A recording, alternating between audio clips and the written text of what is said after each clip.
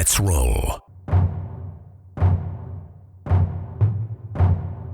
This is Countercharge, your podcast for ranks, flanks, and kings of war.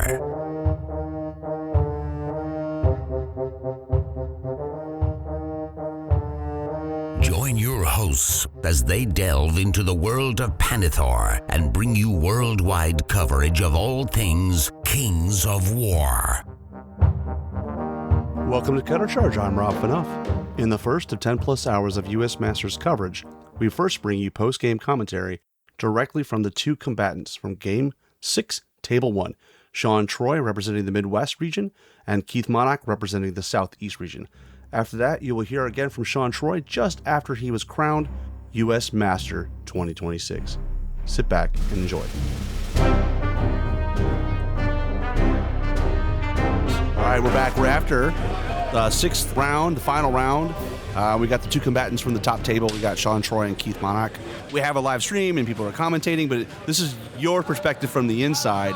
Maybe we'll start with Sean. What scenario did we play? We played Dominate. Nice one to end on. Nice, simple, basic. It is? Yep.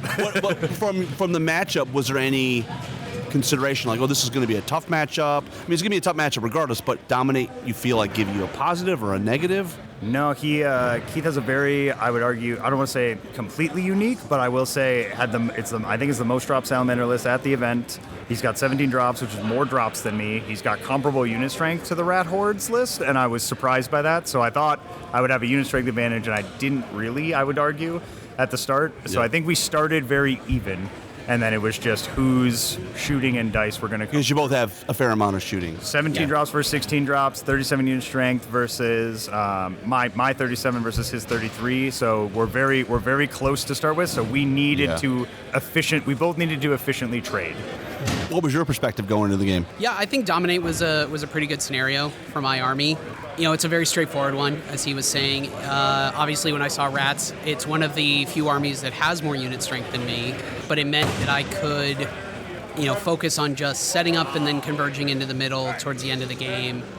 With 4 Commandants, it's a really good scenario because you can deploy them in a way where they can see they have arcs over the whole board. Well, Dominates is a bullseye. You know where he needs to be. It also means that you can deploy them in a way where they can shoot for 5 turns. And then move up. And that's historical with you. You've done that to a few people where they didn't realize, oh, this guy's going to score. The unit strength 2, I think, is very surprising. If you don't really read that list, the unit strength 2 on each of those is potent. That's how I won Invade earlier, is I was like, okay, I'm going to shoot for 3 to 4 turns, and then turn 5, I find the little gap in the line.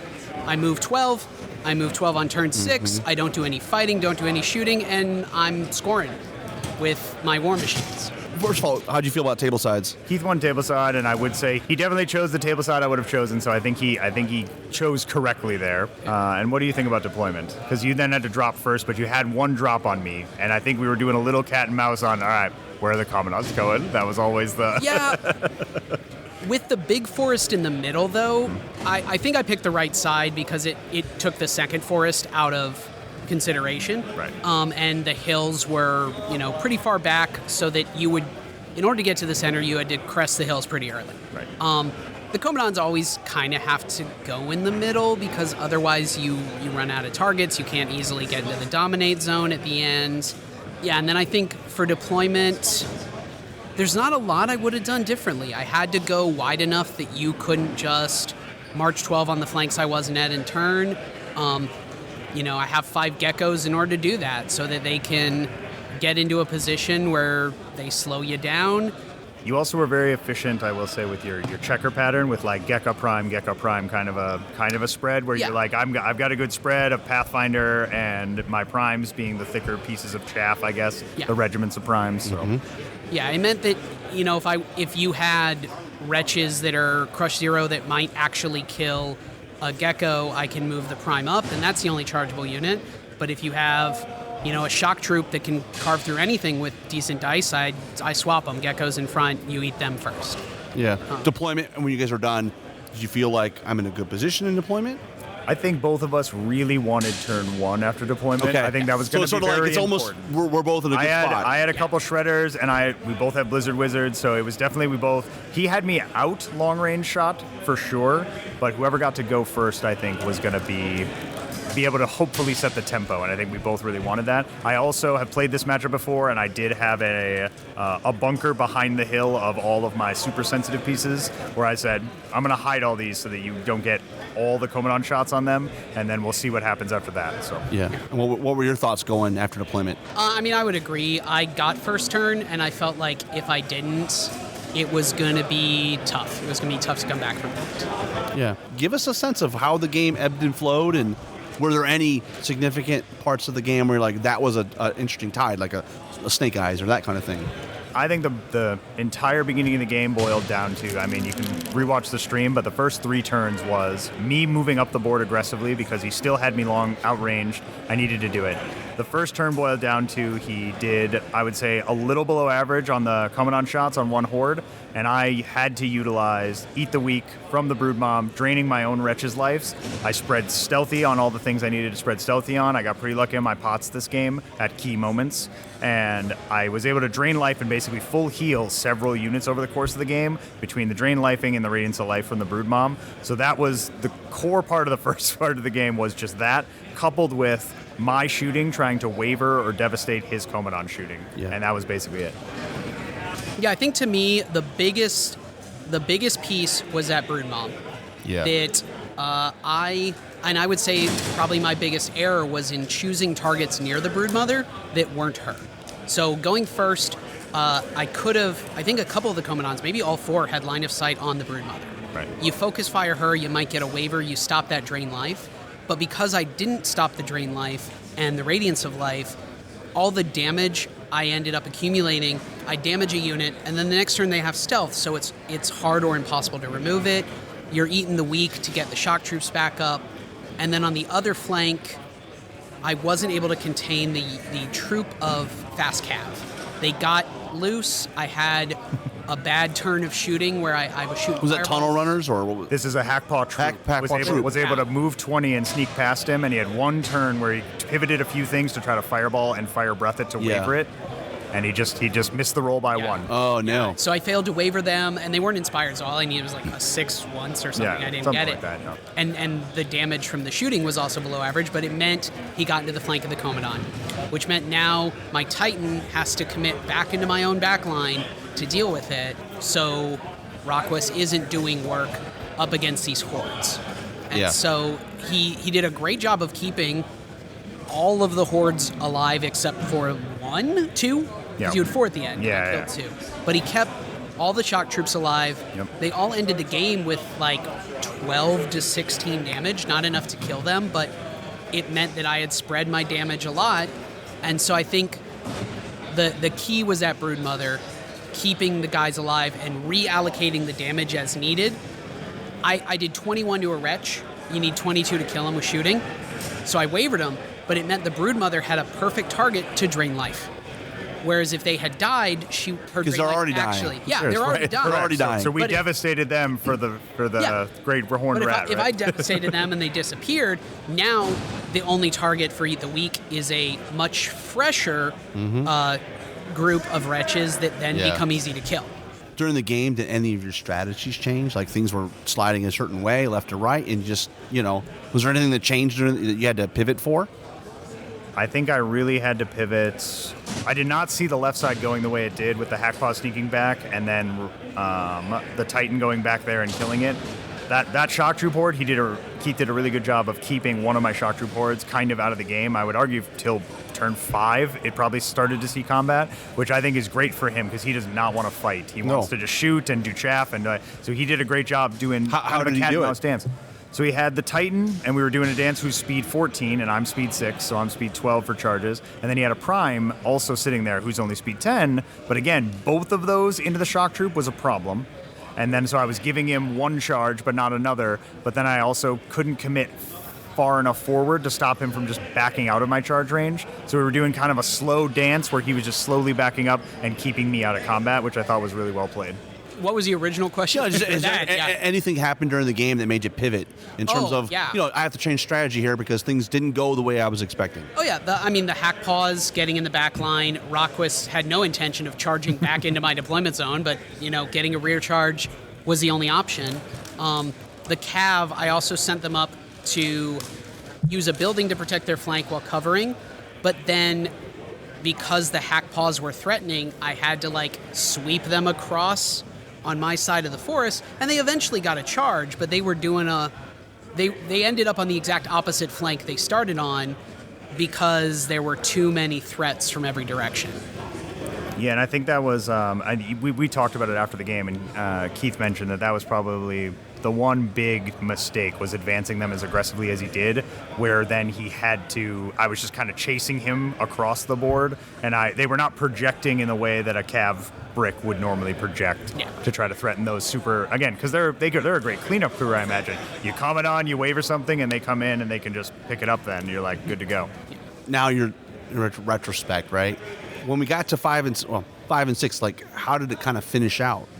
So I had a devastating, I would argue it was devastating. I had a devastating Snake Eyes against one of his characters that I thought was going to potentially, not necessarily like hard lose me the game, but was going to be like, well, I now need several things to go my way in order to make sure that I don't just lose the game on a 7, was what I was concerned with. So I had a devastating Snake Eyes there, which held me up. And I was very grateful that Rakawa's also completely flubbed his attacks on not very injured, but injured wretches, very killable wretches, and he completely bounced, and I was like, whew, I needed that to exist, because after that Snake Eyes, then Rakaz would have been free to do whatever he wanted in 7 if it had come down to that. So I would say that Snake Eyes, and then he had some Gekata warriors who... He turned a flank that I thought I was safe on, I'll put it that way. I thought I was covered, I had a Wretch Horde that wasn't that hurt, I was like, I'm safe. And he came in, do you mind if I give away the secret? Oh, go for it. He came in with a Host Shadow Beast 8 Mage and absolutely chinned these wretches alongside a Prime regiment, which the Mage allowed them to come in and not be hindered. And I didn't see it coming at all, and I was like, these guys are no longer safe, and he took them off decisively. Like, I think he needed a 4 twice. Keith's done that to more than one person. And I was not ready for. I was like, that was a lot more output than I thought. I thought there were going to be hindered primes into wretches, and I'm like, they'll live forever. It's not a big deal. No, so that was a great play, and I had to then start feeding chaff desperately on that side to keep my center shock troops alive. Yeah. Any thoughts on the game? I think it was a 5th turn when he got all 4 of his ensnared orders to succeed, so that every one of the hordes who were engaged had ensnaring. It meant that, like, my 6th turn, when Rakwa should have been taking a unit out, and some of those units were, like I said, already sitting on like 10 plus wounds, they're just on the edge where a Casanor Lancer, even without charging, might be able to kill him. But switching from 4s to 5s. But then, because everything except Rakwas in my army was 4, when he got the ensnares, it was such a huge swing. It was a big turn. There was nothing I could do, so all I had to do was desperately hold and hope that I could last. And did you guys end up playing 7, or you played 6? We did not play 7. We only played 6, and I think 7 only helps Keith. I don't think we're where 6 ended, because everything happened the way it happened. I don't think it would have resulted in a win for Keith, but I think he pulls back a fair amount of attrition points and gets several more unit strength. He had at least 4 or 5 unit strength right by the circle, and he just wasn't quite in. Yeah. And he was about to come hammering home. So I think we bring it back to I win, but it's a very, very small win. And what was the final, like, unit strength in the dominate circle? I had 18 in the end. I had 3 hordes in there, which helps a lot. And I had both my warlords still alive. Mother Kryza and the Broodmother were both alive at that point. So it was 18 for me to 6. 6, yeah. But again, he had 5 sitting right next to it. So then all of a sudden, he maybe picks up 4, and then another 5 come in. Another 5 come in, and it's very close. And how about attrition? I got attrition pretty badly. You didn't pick up a ton, because again, those shock troop hordes were all alive. Yeah, all of my machines were alive, or almost all my machines were alive, and all my characters. That was the big thing. All 3 shock troop hordes and all my characters were alive, which is most of my army's points. So yeah. I think it was about a 500 point difference in attrition. Most of the stuff I lost was the cheap stuff. Right. Yeah. The Lancers were Gekatas. Yeah, I lost 4 geckos, couple of primes, but I still had my 300 point Titan on the map, so. All right. Well, I think we're getting ready to go time, so let's go see what happens. Yeah, thank you so much. Yeah, I appreciate it. All right. Well, I am here with the fresh 2026 U.S. Master, Sean Troy. That's exciting. I think, still processing. I'm going to be honest. I six games over 2 days, and the last 2 on stream against incredible. I mean, all my opponents, phenomenal opponents, and no game has felt easy. So I'm tired. I'm tired, and I think I'm still in shock, honestly. How does it feel though, doing it in the Midwest region at home, basically, right? That's crazy. It is crazy, and it's probably the best case scenario of being able to do it here because we're going out celebrating right after this. So that's what's coming up tonight, and my friends are already like, well, you might have to take off work tomorrow, so let's get it going and going on home. And I just can't thank my opponents enough. It was I didn't have a bad game. Every game, so tight, so competitive, but everything was smooth. We handled everything amicably. Everybody was awesome. I got to play 4 new people that I've never played before, so that was awesome getting to meet them. And it's good to sneak in the win before the rats get changed. But to be fair, you've been a Ratkin player forever, so it's not like you jumped on the bandwagon and go, I'm going to play him while this wretch spam plague pot thing is still in effect. You were playing them before. I was doing it before it was cool. And no one's going to be like, oh, this guy. So congratulations. That's an amazing accomplishment. Thank you very much. 64 players. Yep. Arguably the best of the best of the best. Incredible. Who'd you play in game 1? Chris, I want to say, I'm not going to do well with last names. I want to say it was Dupuk. Okay. Start with the D. I played Force of the Abyss. Honestly, that was one where I think I just had the matchup advantage there. List versus list, I think I've just got the edge on him. Yeah, that was push, I think, too. Yeah, right? It was push, and it was just it was kind of it wasn't a smash. It was just kind of a. You out of here? I did what I needed to do there, and I think my list beat his list in the rock, paper, scissors on that right. one. So Game 2? Game 2 was against Brian L. Brian Luttrell? Yes, thank you. Mm-hmm. He's from, I think, the Denver area. Yes. Was he playing Orcs? He was playing Orcs, okay. And we've played before, and it was awesome. Super chill game. He's a super cool guy. Oh, he was amazing. I will say it got dicey. I Snake Eyes Thonar at one point after getting a flank on him, and after that, a whole flank fell apart that I wasn't ready for. And at the end of the day, orcs be orkin', and they're the one army in the game that can head-to-head with hordes and pick them up in one, and he was running Orc Legions. So let me tell you, he one-shotted a shock troop horde, and I was puckering. Let's just phrase it. And that was Invade, right? It was Invade, so I had to go to him. I had to fight him. It was a tough matchup. I ended up squeaking it out, mainly because I was able to pin a Orc Legion in the back line. He wasn't able to get it across the field, and then we ended up fighting on his side of the table, which for Invade is a winning strategy. And then Game 3, we played Fool's Gold. Is that a scenario you play often? No. Because I don't think anybody, we were talking about that. This is definitely the first Masters that played it. 100%. Yeah. So it's kind of a wild card. You don't know what's going to happen. Oh. Who'd you end up playing?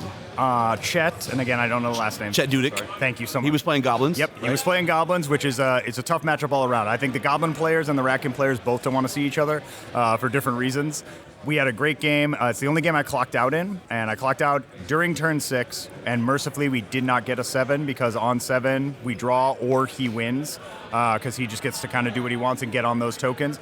Your comment on Fool's Gold, though, I thought they threw that in as a meme, like a haha Fool's Gold, but we're not going to pick Fool's Gold. I think what happened is there was when we usually pick 9 scenarios to play from, or 8, and I think there was a situation where somebody's going to have to break the tie. Mm-hmm. So they said, you know what we'll do? We'll just add a couple more. They're not going to pick them, right? And then it just came up in the dice. And I really liked the game, and it's actually causing me to want to go play some more of those unique missions and scenarios that we have in the books that we don't get to play that often. I'm like, we should really give some of these a try. I think it'll add a lot to the variability and kind of the replayability of different armies and different matchups. So I really want to try some of the more obscure scenarios. Yeah. So.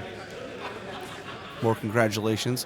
And what's funny, after day 3, you're up there, mm-hmm. right? Maybe it was 6th place, I think. Yep, 6th place. Yep. And so, game 4, round 4. Well, we'll get to the game, but it's just a lot of ties in that round, and that was where you made your move, Sean. You're like, okay, I'm in it now. Let's go. So talk to me about game 4. So going into game 4, if I can speak about this for a second, we looked at the top 6 players, and I was playing Undead, and I like the matchup well enough. Legions of Zombies and white hordes, or I guess they're white regiments now. White regiments are always scary. So I like the matchup well enough, and as soon as I heard control, that's my favorite scenario, especially with rats. I love control. So So I was very comfortable with that scenario. I liked the matchup a lot. He's slow to get across the board. I have a lot of shooting, and I kind of just bunkered up and shot him until he was forced to engage with me, because I also do not play well into Surge, and not having to go out and charge him because of the scenario was a huge boon to me. I think any other scenario, it's a whole different game,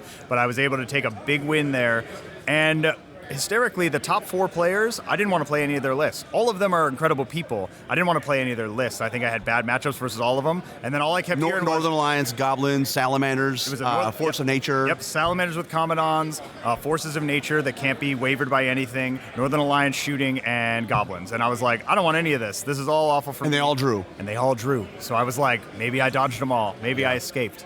And you played Nick Murray, who was playing Undead. He's a great guy, and it's funny because he historically, he may have told you, he Icaruses. He always does really good on day 1 and then day 2. But he did even use that quote. He said, I flew too close to the sun. Yeah, well, here's the thing, though. He turned it around and still had a really good finish for an Undead player. I'm glad, because he was awesome. He's a super nice guy. And that is a man who basically stormed the beaches and had a smile on his face the whole time, because I just relentlessly was shooting him. I was refusing to engage with him, and he was just happy the whole time, so I really appreciated it. Like I said, I've had great opponents all weekend, but he took it on the chin the most, I would say, and just did it with a smile. So, and that's the point, because the 2 tables ahead of you drew. Yep. You jumped. You were now in first place by 1 point. By 1 point, yeah. 60, maybe 60, 65, or 65, super 64. tight. And you had Jeff Shilkin next. Is that right? Yep. So that's got to be interesting because we lost immunity. Our team lost. Correct. Immunity. And also you probably play him from time to time. We did, and we even had a practice game of we were playing, I think, Push or something like that on our practice game, but we literally had a practice game maybe 3 weeks before our Masters list versus Masters list. And I will say right now, we tie on 6. It's the only 7 I played all weekend. I needed 7 to get the win.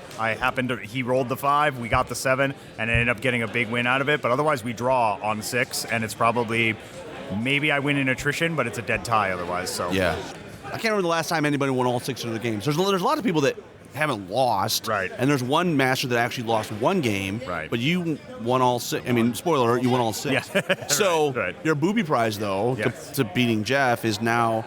You're going to play Keith Monarch from Florida with Salamanders. Now, very different than the other Salamander lists here, but he still had the 4 Commandants. He had all the shooting. Commandants. Yep. I'm wondering, that's probably not a list you were practicing against. Absolutely not. And he had me out dropped, which was very bizarre.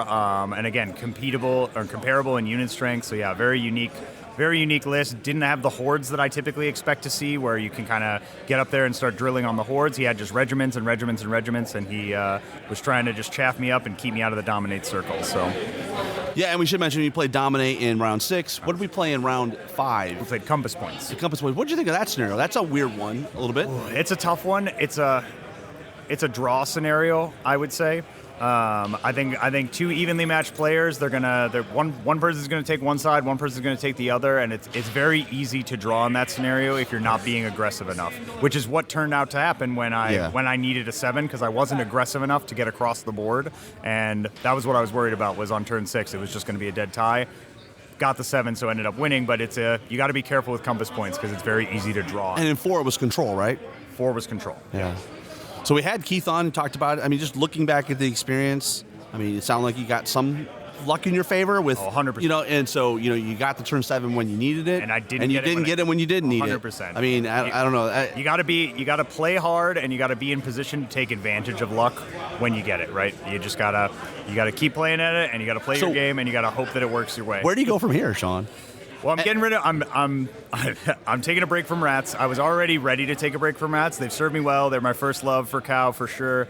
But I'm done just running hordes of stuff, and that seems to be the direction that they're going, even with the changes. It seems to just be, do you want to run a bunch of hordes? And I really want to take a break. We played a speed event at Bug Eater where I did Kingdoms of Men, all flyers, and I'm like, I need flying. A lot of Beast Cavalry. This was super fun. Yep, I was like, this is super fun. Maybe it'll be Kingdoms, maybe it'll be a different army, but I'm definitely going to have some flying. I want to be less shooting. I still think a little bit of shooting is good for the meta. You need to keep their chaff honest kind of a thing, but less shooting, more combat, pivoting and focusing on the movement play of the game. So that's where We're going to see you. You don't travel very much. Does this percolate anything in your soul? Be like, hey, I should probably start taking my brand to other places. You know what I've seen here this weekend, and I've talked with multiple people and even several of my opponents who flew here and have really compact armies, and they built it with that in mind. I'm like, you know, if I'm making a new army, maybe I do that. Maybe I do it with traveling in mind. Maybe I make a traveling army that I can, because the rats are just too big. I can't travel with them. It's a horde army to begin with. Yeah, right? you just can't do it. So maybe the next army is a more compact elite army that I can travel with, get a cheap flight, go somewhere. I've met a bunch of people here that I would never have gotten a chance to meet, and I think I'm going to try to get out to some more events. We'll see if it happens. Next one's Lady, though. Well, that's in your like 2.5 hours from here, right? That's right. In my 6-hour bubble. Any other final thoughts? I'm really ecstatic about where the community is right now, and I'm pumped to see where 4th takes us, and I hope people keep playing, and I'm still learning new things. I learned things every game this weekend, so I can't wait to just keep exploring it. Those are excellent words to take us out. So we wish you the best luck. Congratulations. It's an accomplishment. I mean, only one person's done it twice, and he's your normal sparring partner. So have you already had this discussion? Like, you could be going for number 2 now? Well, that's what we already made a joke. I said, well, maybe I could talk to you like an equal now, and I put the words in his mouth. I said, oh, wait, I have to win a second one first, don't I? That's right. So we're talking about Adam Aller, the 2-time reigning champion who won it last year. That is correct. So, Sean, I appreciate you taking the time. I know you're probably getting ready to get home and start recouping some of those, start putting more money into the bank for your family. Thank you so much. Thanks. Bye. Thanks for listening, and we'll see you next time on Countercharge. Please let us know what you thought of the show by emailing us at counterchargepodcast@gmail.com, on Twitter at countercharge15, or by commenting on the Countercharge Kings of War podcast Facebook group. If you enjoy the show, you can help others find out about it by leaving positive reviews on iTunes. Until next time, keep countercharging. Music is a composition of Kevin MacLeod and is licensed under Creative Commons.